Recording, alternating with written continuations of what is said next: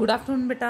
कुछ बच्चों को प्रॉब्लम्स आ रही थी आई थिंक स्टेटमेंट्स में, और इनकी जो बेसिक डेफिनेशन थी उन्होंने बोला था कि इनको प्लीज़ रिपीट करवा दें। तो we are repeating our few definitions. Theorems on Gauss, Green and Stokes. तो प्रिलिमिनरी कॉन्सेप्ट्स हमें दिए गए हैं। What is the meaning of a oriented curve? Let's C be any curve in the space, any curve in the space. Let us orient C by taking one of two directions along C as positive direction. Opposite direction along C is then called negative direction. A say initial point and B be the terminal point of C under the chosen orientation. If A and B coincide, then the curve is called a closed curve. Oriented curve का meaning क्या हुआ? कहते हैं कि suppose करो कोई भी curve आप स्पेस में ले रहे हो, it can be in this way, in this way, in this way, in this way. किसी भी तरह से आपके पास कर्व सी जो है वो पॉसिबल है। ये सपोज कर्व सी इस तरह से है, अगर इस तरह से है, अगर ये कर्व सी इस तरह से है, इस तरह से है, इन एनी वे, राइट। अब वो कहता है कि अगर मैं इसको ओरिएंट कर दूं, ओरिएंट मीन्स डायरेक्शन फिक्स कर दूं, कि जो अगर मोशन हो रहा है इन द डायरेक्शन ऑफ सी, तो उसको मैंने पॉजिटिव डायरेक्शन कंसिडर कर दिया। अगर इसका मोशन हो रहा है ओपोजिट डायरेक्शन ऑफ सी, ये ऐसे जा रहा है, अगर ये इस तरह से जाए, इसके ओपोजिट हो गया ना, तो फिर ये क्या आ जाएगी, नेगेटिव डायरेक्शन। और अगर ए और बी कंसाइड कर गए हैं दोनों पॉइंट्स, तो कर्व जो होएगी वो कौन सी कर्व होएगी, closed oriented curve, right. Orientation का मतलब डायरेक्शन उसकी जो हमने फिक्स अप करनी है, राइट। अब वो कहता है what is the meaning of a smooth curve? A curve R which is function of time. If curve is function of time, smooth कब होएगी? If it is continuous. Differentiable, दो चीज़ें होंगी। The curve is called smooth if it is continuous as well as differentiable.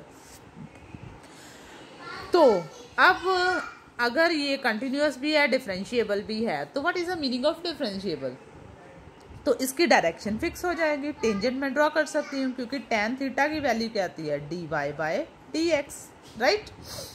तो यही चीज़ उन्होंने यहाँ पे बताई है। मीनिंग ऑफ स्मूथ कर्व क्या है? Curve is called smooth if it is continuous as well as differentiable. अगर ये डिफरेंशिएबल है तो it means it possesses a unique tangent at each of its point.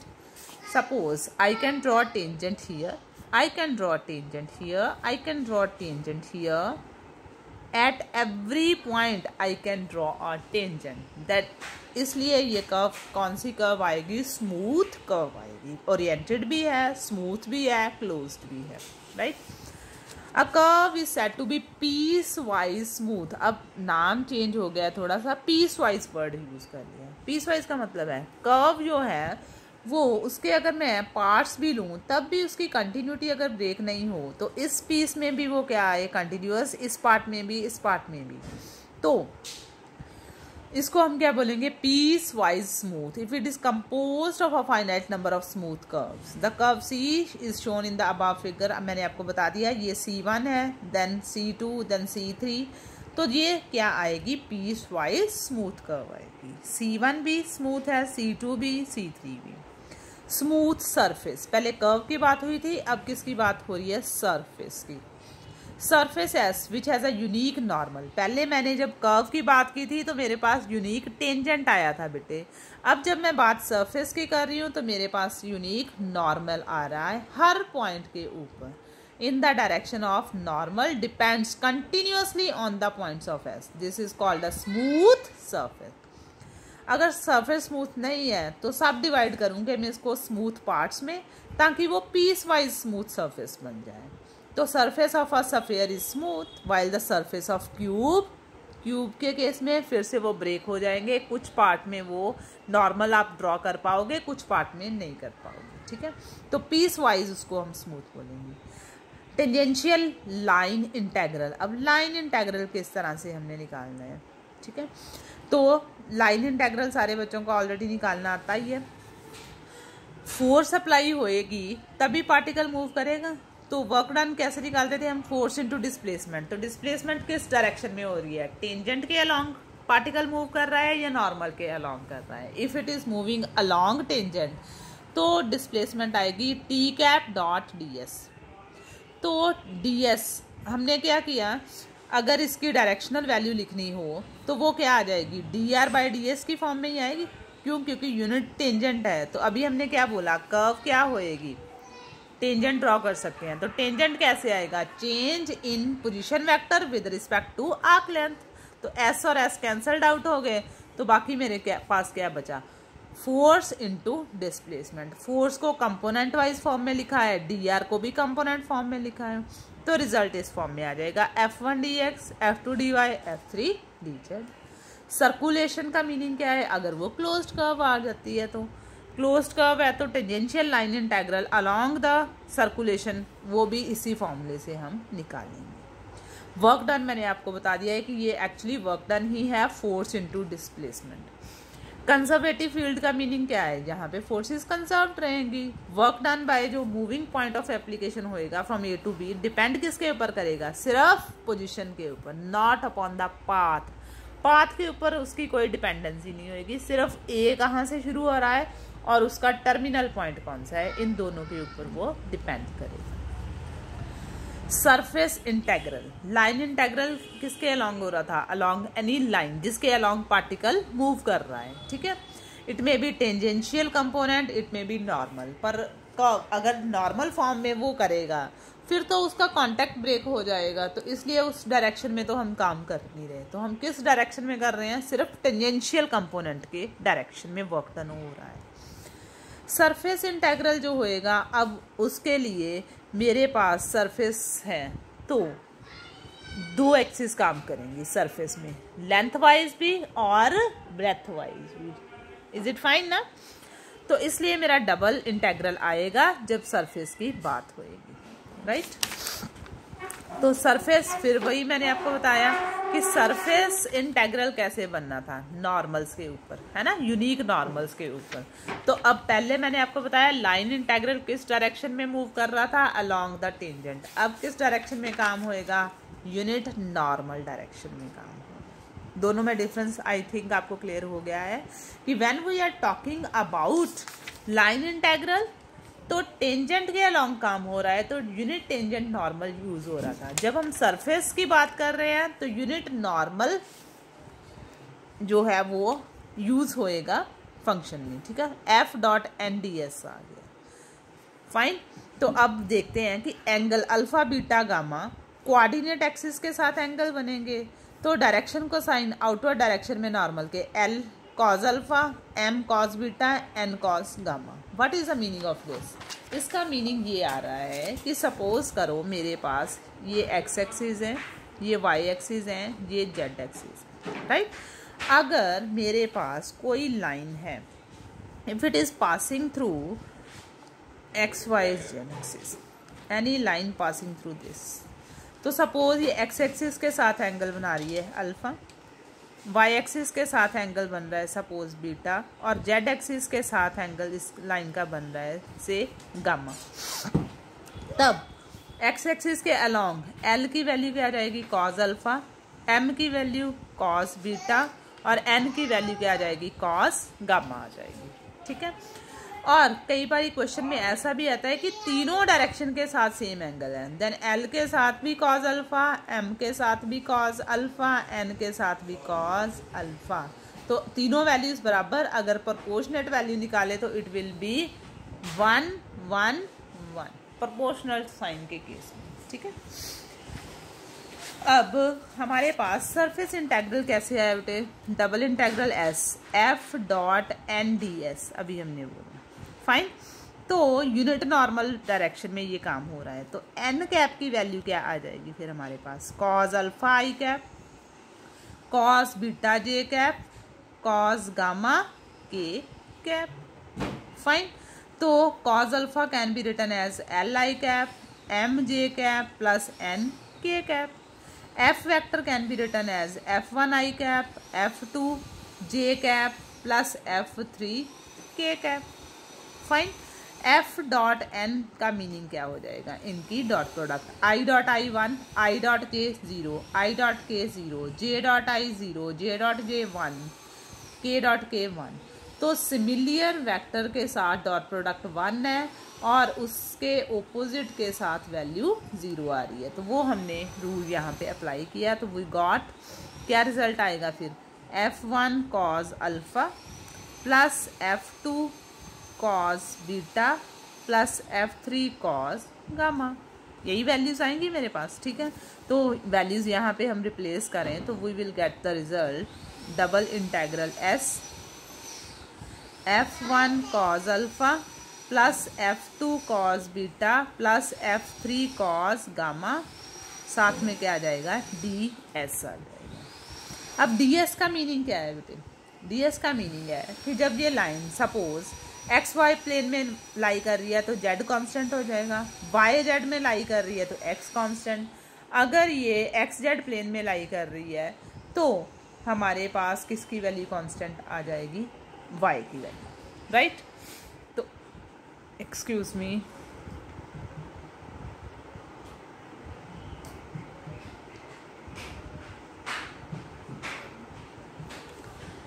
उस केस में हमारे पास ये रिजल्ट आ गया।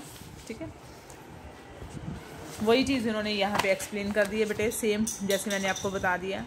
F1 कॉज अल्फ़ा DS की वैल्यू निकाली थी जो हमने, वो वैल्यू हमारी dy dz बन जाएगी।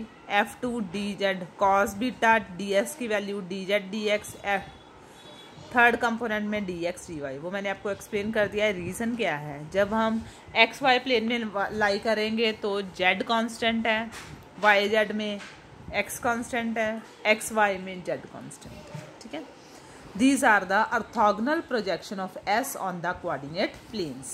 इवेल्युएशन के लिए उन्होंने इवेल्युएट करके आपको बता भी दिया है, वो मैंने आपको एक्सप्लेनेशन ऑलरेडी दे दी है कि कॉस गामा की वैल्यू जो है वो dx dy कैसे आ रही है। रीज़न मैंने आपको बता दिया है, what is dx dy over cos gamma. तो कॉस गामा कैसे आया, n डॉट के कैप है अलॉन्ग z एक्सिस, तो वो वैल्यूज़ यहाँ पे हमने रिप्लेस की। उसके बाद डेफिनेशन बेटे हमारी आ रही है सोलेनॉइडल वेक्टर। तो पहले हमने सोलेनॉइडल किया था कि डाइवर्जेंस अगर उसकी 0 थी तब वो फंक्शन क्या था, सोलेनॉइडल था। ठीक है, solenoidal vector, a vector point function is said to be solenoidal in the region if its flux across every closed surface is 0। ठीक है, तो ये इंपॉर्टेंट डेफिनेशन है, बहुत बारी क्वेश्चंस में ये आ जाती है definition. What is the meaning of solenoidal vector, अगर flux across every closed surface in the region is 0 then it is called solenoidal vector. तो फ्लक्स मैंने आपको निकालनी अभी बता दी है। ये हमारा हुआ था बेटे सरफेस इंटेग्रल। अब हमारी बात हो रही है किसमें, वॉल्यूम इंटेग्रल या स्पेस इंटेग्रल में।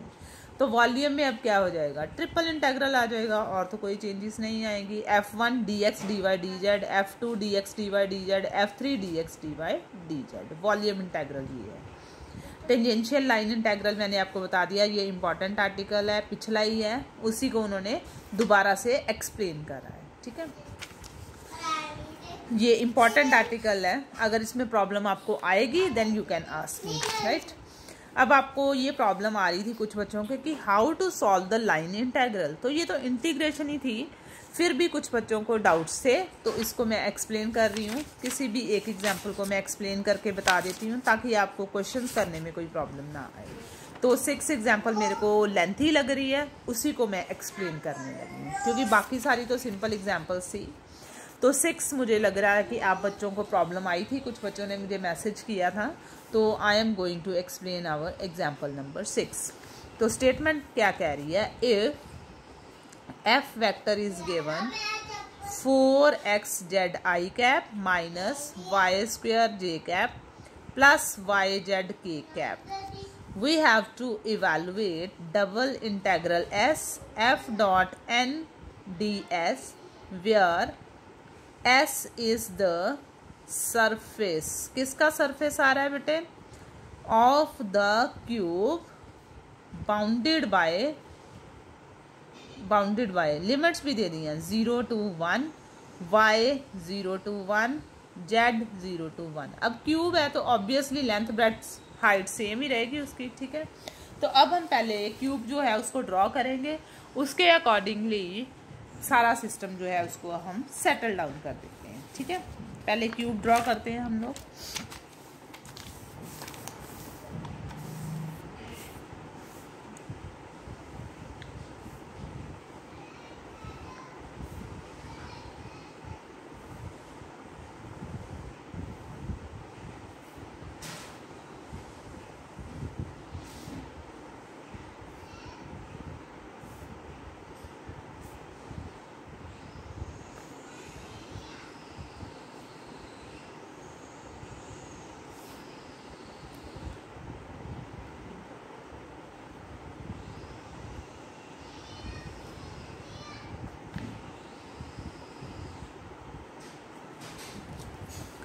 एक्स एक्सिस बुक में इन्होंने ये ले लिया है, वाई एक्सिस ये हमारा जेड एक्सिस।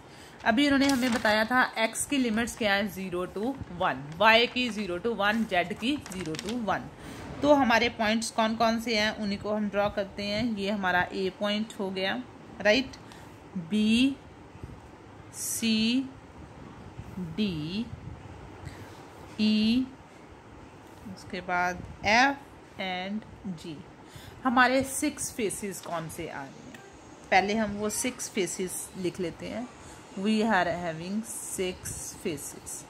सबसे पहला फेस कौन सा आ रहा है, हम पहले फ्रंट फेस ले लें बेटे, या साइड या कॉर्नर किसी भी तरह से ले सकते हैं। पहले ये साइड फेसेस अगर हम लें तो ये क्या बन रहा है, A B E F, A B E F. उसके बाद इसके हिसाब से पैरेलली जो भी मूव कर रहा है हमारा, ये वाला आ रहा है इसके पैरेलल, ये क्या आ रहा है, ओ सी डी जी, ओ सी डी जी। ये मेरा फर्स्ट साइड था, इसके पैरेलल ये सेकंड हो गया। उसके बाद हम स्क्वायर फॉर्म में ले लें तो ये मेरा कौन सा फेस आ रहा है, बैक, ये मेरा फ्रंट फेस आ रहा है। फ्रंट फेस पहले लिख लेते हैं हम लोग, कौन सा आएगा, it will be F E D G, F E D G third, ये फ्रंट, इसको हमने ये वाला यूज़ किया, हाईलाइटेड वाला नंबर थर्ड पे आ गया है। बैक, इसके बैक पे कौन सा है,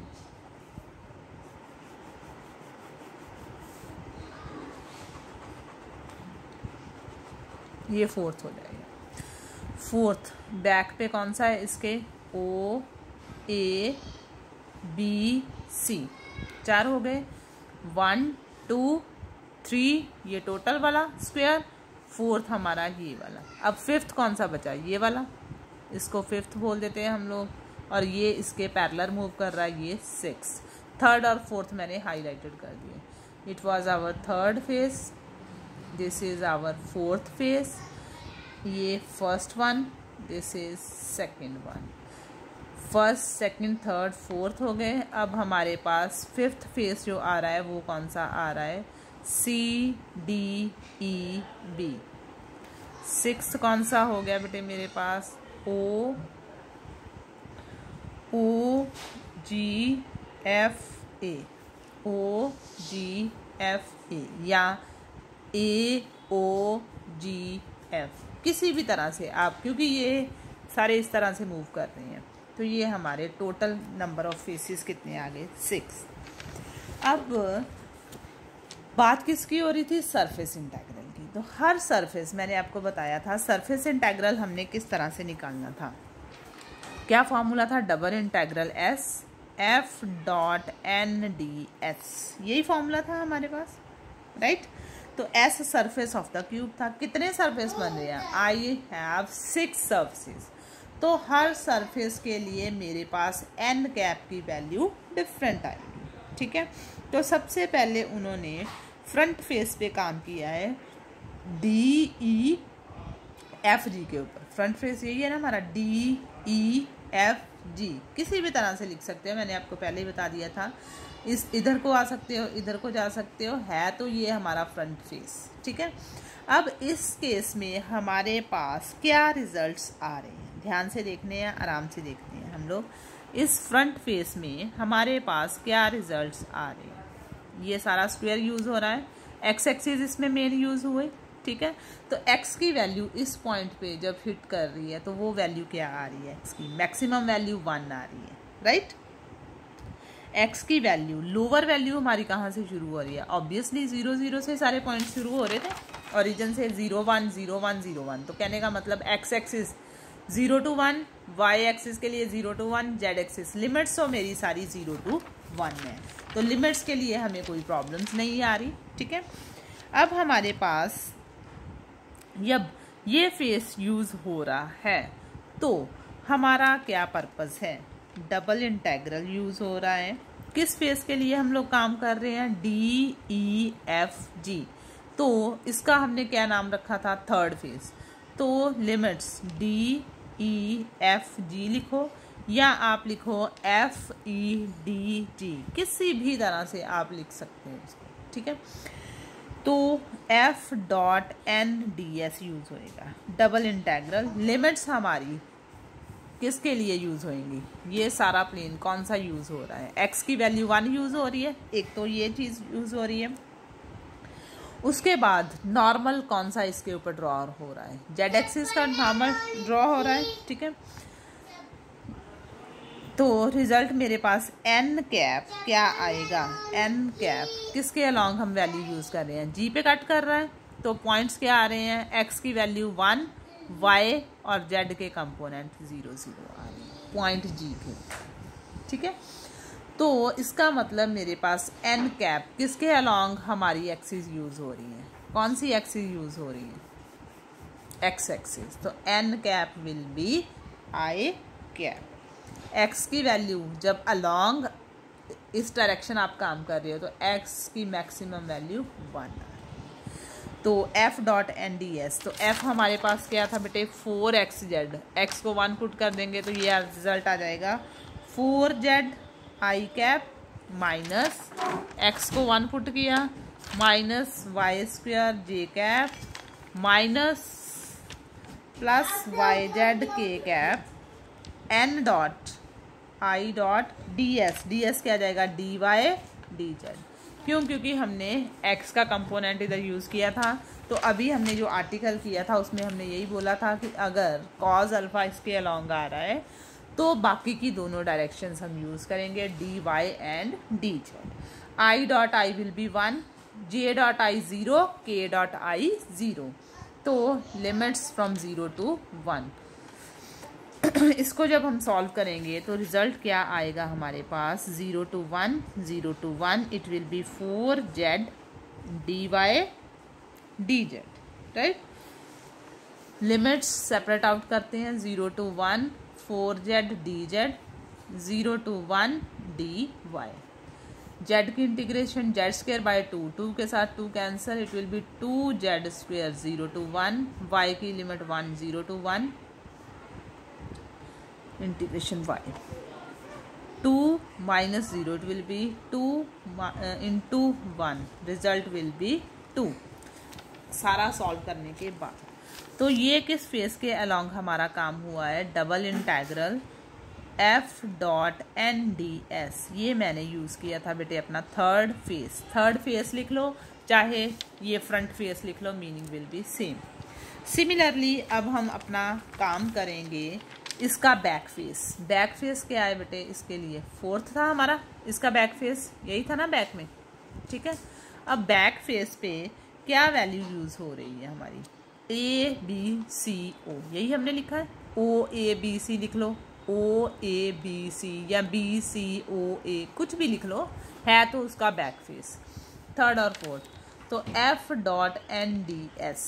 अब हमारे पास रिजल्ट क्या आएगा, जब मैं इस फेस में हूँ तो वाई जेड प्लेन हो गया, ये कौन सा प्लेन है, वाई जेड प्लेन आ गया ना, ठीक है। तो एक्स किस डायरेक्शन में चला गया, अगर इधर पॉजिटिव वैल्यू ले रहा था तो एक्स को अगर मैं इधर एक्सटेंडेड फॉर्म में करूँगी तो it will be negative direction of x axis, है ना। एक्स को अगर हम इधर ले लेंगे तो it will be negative direction of x axis. So n cap अब जो चेंज होके आएगा इस फेस के लिए, n cap will be minus of i cap, और एक्स तो यूज़ हुआ ही नहीं क्योंकि ये कौन सा प्लेन है, वाई जेड प्लेन है, तो एक्स का कंपोनेंट 0 आ गया, एक्स की वैल्यू 0 आ गई, डायरेक्शन माइनस आ गई। क्यों माइनस आई? क्योंकि एक्स इस डायरेक्शन में पॉजिटिव था, ओपोजिट डायरेक्शन में नेगेटिव वैल्यू लेगा। तो एफ डॉट एन, अब एक्स को 0 पुट कर दिया तो ये कंपोनेंट तो खत्म हो गया, वाई वाला आएगा, जेड वाला आएगा, ठीक है। तो मेरे पास रिजल्ट आ गया 0 to 1 0 to 1 minus Y square j cap plus Y Z के कैप, बाहर आ गया minus i cap d Y D Z. I dot आई 1 होना था, है ही नहीं, जे डॉट आई 0, के डॉट आई 0, तो ultimately integral 0 to 1 0 to 1 0 d Y D z, answer will be 0। तो फोर्थ फेस के अलॉन्ग जो मेरा इंटेग्रल आया सरफेस वो 0 वैल्यू दे रहा है। थर्ड भी हो गया, फोर्थ भी हो गया। अब हम कोई भी साइड वाले ले लेते हैं, ठीक है, साइड फेसिस। सपोज मैं ले लेती हूँ A B E F, first one वाला, यही वाला।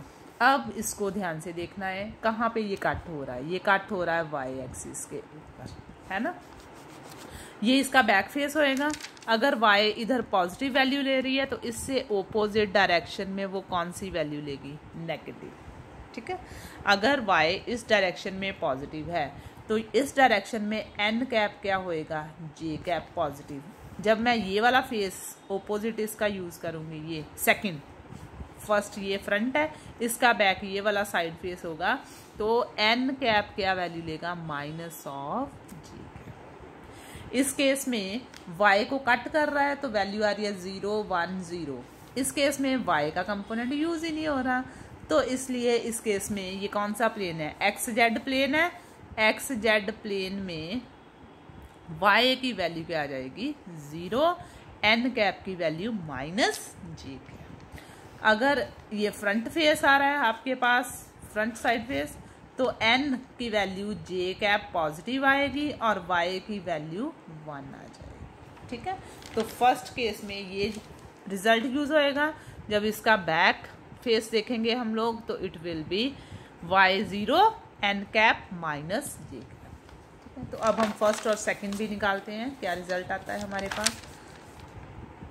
along first face f dot n cap ds, it will be double integral 0 to 1 0 to 1। f की वैल्यूज़ में हमने y को 1 पुट कर देना है बेटे, y को 1, तो it will be 4x z i cap minus j cap plus Z के कैप। बाहर क्या आएगा बेटे, जे कैप। कौन से की बात हो रही है, अब जे कैप की बात हो रही है, तो अब i और k यूज होंगे, मतलब x और z, dx dz,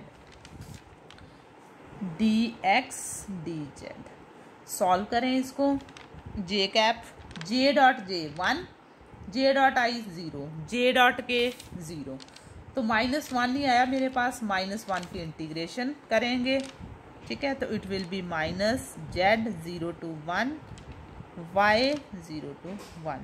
सॉल्व करने के बाद मेरा आंसर भी -1 आ रहा है, ठीक है। x और z था ना बेटे, तो यहाँ पे x आना चाहिए, sorry x upper limit minus lower limit, यहाँ पे भी upper limit minus lower limit, तो रिजल्ट इज -1। सेकेंड फेज पे देखें अब हम, f dot N D S. अब चेंज क्या होएगी, y 0 हो गया और एन कैप जो है वो माइनस जे कैप वैल्यू देगा। मैंने रीज़न आपको बता दिया कि अब y इधर पॉजिटिव डायरेक्शन में था, ओपोजिट माइनस वाई आ रहा है, ठीक है। तो एन कैप जो होगा वो माइनस जे, एक्स जेड प्लेन हो गया, y की कंट्रीब्यूशन ख़त्म है इस प्लेन में, इसलिए y 0। अब वैल्यूज पुट करेंगे फंक्शन में, y 0 ही हो गया हमारा, ठीक है। x और z ये वैल्यूज पुट कर देते हैं, 0 to 1 0 to 1।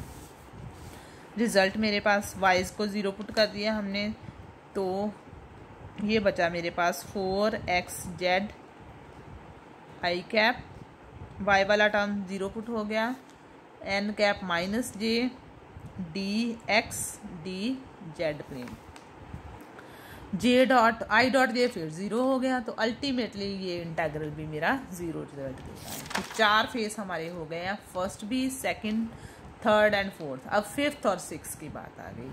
फिफ्थ कौन सा है? ये वाला प्लेन। अब ध्यान से देखो बेटे इसको, फिफ्थ ये चीज़ आ रही है ना। तो इसमें किस एक्सिस के अलोंग कट हो रहा है? सी। तो इसका मतलब इसका ओपोजिट ये 6 में चला गया ऑटोमेटिकली। अगर इधर पॉजिटिव डायरेक्शन है तो एन कैप होगा के कैप। यहाँ पे सी पे कट किया था, वैल्यू 0 0 1, तो जेड की मैक्सिमम वैल्यू आ गई 1। ओपोजिट डायरेक्शन में चलो बेटे, इधर जेड क्या आ जाएगा? Minus Z axis. तो कौन सा प्लेन है? एक्स वाई प्लेन है। एक्स वाई प्लेन में क्या होगा बेटे? In plane x Y plane, x Y plane में जेड का कंपोनेंट हो जाएगा 0। और ओपोजिट डायरेक्शन है, अगर ऊपर एन कैप के कैप था नॉर्मल, तो इस डायरेक्शन में एन की वैल्यू क्या हो जाएगी? माइनस के कैप। तो इस तरह से ये सारे पेयर्स जो हैं वो सॉल्व होंगे। अब फिफ्थ पेयर के अलोंग हमारा काम होने वाला है F dot N D S. तो अभी हमने क्या बोला कि एन कैप क्या हो गया है? के कैप, और जेड की मैक्सिमम वैल्यू 1 आ रही है। तो डबल इंटेग्रल 0 to 1 0 to 1। के कैप है तो इंटरवल एक्स और वाई में शिफ्ट हो गया। एफ में वैल्यूज पुट करते हैं, जेड को 1 पुट कर देंगे हम लोग। It will be 4x i cap minus Y square j cap plus y k cap. N की value k cap, k dot आई 0, के डॉट जे 0, के डॉट के 1। तो y dx dy इंटीग्रेट किया तो y square by 2 0 to 1, x 0 to 1, it will be 1 by 2 into 1, it will be 1 by 2। Fifth हो गया। अब sixth f dot N D s. इस केस में क्या होना है बेटे? ओपोजिट डायरेक्शन में काम हो रहा है। एन कैप माइनस के कैप, जेड 0। क्यों? क्योंकि सारा काम किस प्लेन में आ गया बेटे? एक्स वाई प्लेन में।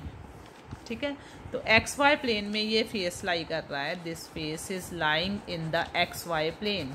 तो in the X Y plane 6 term will take values Z 0, N cap minus के कैप। जब मैंने जेड को 0 पुट किया तो फर्स्ट टर्म भी खत्म, सेकंड भी, थर्ड भी खत्म। Minus Y square j cap minus के cap d x d y double integral from 0 to 1, J dot k 0। Ultimately result will be 0। तो टोटल सरफेस इंटेग्रल इन सबको ऐड करके ही रिजल्ट आना था हमारा। ठीक है, तो सारे सरफेसेस की एडिशन अब हमें क्या रिजल्ट दे रही है? सारे surfaces total s F dot N D s कैसे बना? क्यूब कैसे बना? First integral plus second face plus third face plus fourth plus fifth face plus six face. 6 के 6 फेजेस के अलोंग इंटेग्रल हमने सॉल्व किया। तो मेरा रिजल्ट क्या आया? Along first phase result was 2, along second, along first हमने निकाला था। ठीक है,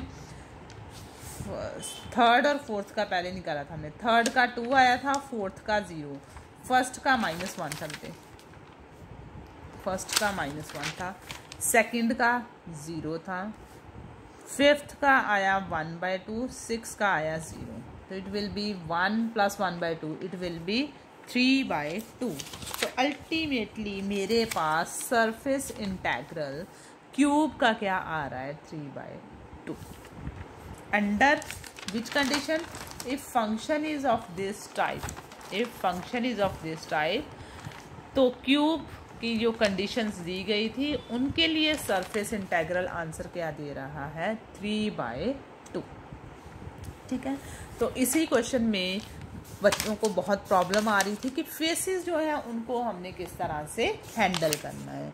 तो this is the way we have to solve all the things.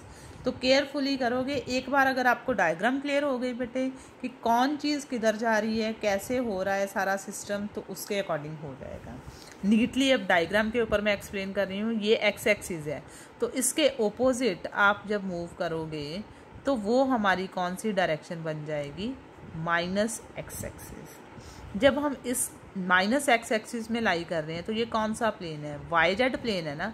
तो वाई जेड प्लेन में एक्स हो जाएगा 0, पर डायरेक्शन जो होगी वो माइनस आई कैप हो जाएगी। ठीक है, अब वाई के ओपोजिट हम इधर ही मूव करेंगे। ठीक है, तो ये हो जाएगा माइनस वाई एक्सिस। किस प्लेन में आ गया बेटे ये minus y axis, x z plane.